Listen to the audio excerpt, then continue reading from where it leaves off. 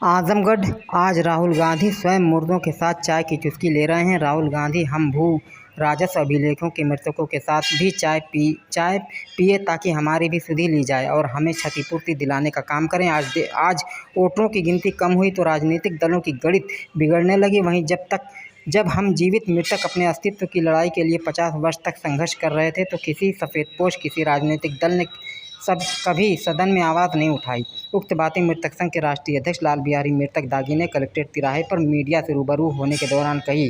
वर्षों तक जीवित मृतक का दंश झेलने वाले मृतक लाल बिहारी दागी ने यहीं नहीं रुके। उन्होंने आगे कहा कि जो परिवार दशकों तक देश की सत्ता की बागडोर चलाया है, उसके युवराज राहुल गांधी जो आज समझ में आया कि संविधान प्रदत्त इस देश के ही नागरिकों को जीते जी क्या क्या दिन देखना पड़ता है। कभी राजस्व अधिकारियों के द्वारा, कभी वोटरों के लाभ के लिए जिंदा मुर्दा घोषित कर उनके मौलिक अधिकारों का हनन होता है।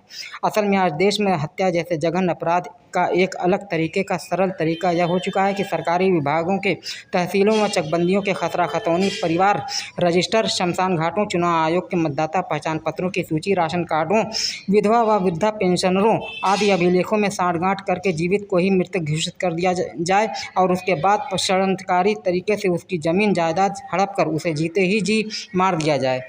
अपने साथ हुए सरकारी खेल का जिक्र करते हुए मृतक ने कहा कि सरकारी कार्यालयों, न्यायालयों में घूसखोरी, भ्रष्टाचार चरम सीमा पर है। किसी से पैसा लेकर फाइल को छिपा देते हैं और किसी से पैसा लेकर फाइल उपलब्ध कराते हैं। शासन प्रशासन की मिलीभगत से अधिकारी व कर्मचारी सरकारी फाइलों का गायब कर देते हैं।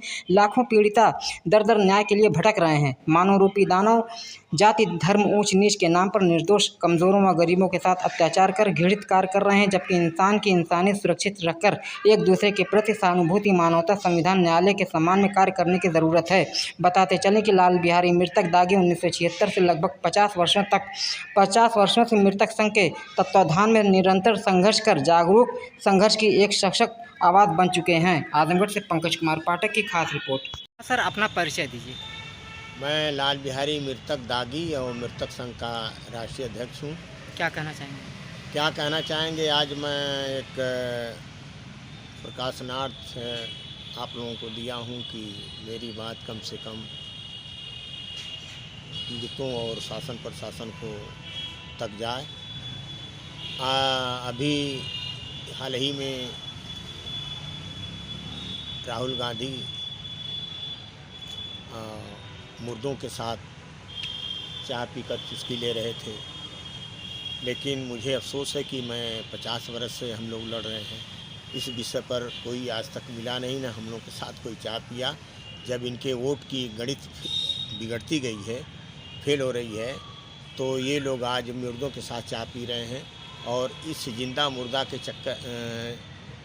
विषय में आज तक लोकसभा, विधानसभा में, राज्यसभा में कभी नहीं आवाज़ उठाए हैं और ना आज भी कोई आवाज़ उठाया है। लेकिन जब वोट की गणित फेल होती जा रही है तो अब मतदाता याद आ रहे हैं, जनता याद आ रही है, इनकी समस्या याद आती है। जब यही लोग जीत जाते हैं तो भूल जाते हैं, चाहे किसी दल का नेता हो। सारे लोगों की यही हाल है और जनता त्राह कर रही है। घूसखोरी, भ्रष्टाचार बढ़ गया है। कार्यालय, न्यायालय में बगैर पैसे का कहीं कुछ काम नहीं होता है। तो ये है समस्या। और जो फाइलें किसी की गायब कर दे रहे हैं लोग, छुपा दे रहे हैं और उल्टे मुकदमा भी कर रहे हैं, फिर उसमें एफआईआर लगा दे रहे हैं, मतलब फाइनल रिपोर्ट। तो ये बड़ी दुखद बात है कि आदमी कहाँ जाएगा, गरीब आदमी कहाँ जाएगा, कैसे लड़ाई लड़ेगा। मुझे तो 50 वर्ष हो गया, 1976 से 2025 हो गया है। तो अब जब हम लोग फेल हो रहे हैं तो और हमसे भी जो कमज़ोर होंगे बेचारे, जो कचहरी नहीं आ पाएंगे, थाने नहीं जा पाएंगे, अपनी बात नहीं कह पाएंगे, उनकी क्या हालत होगी। तो मुझे इस विषय पर बहुत चिंता है। और देखिए, आज जो भ्रष्टाचार करने वाले लोग हैं, ये समझ जाइए कि मालिक से भी नहीं डर रहे हैं। उनको ये नहीं पता है कि एक दिन आदमी पैदा हुआ, एक दिन मर जाएगा।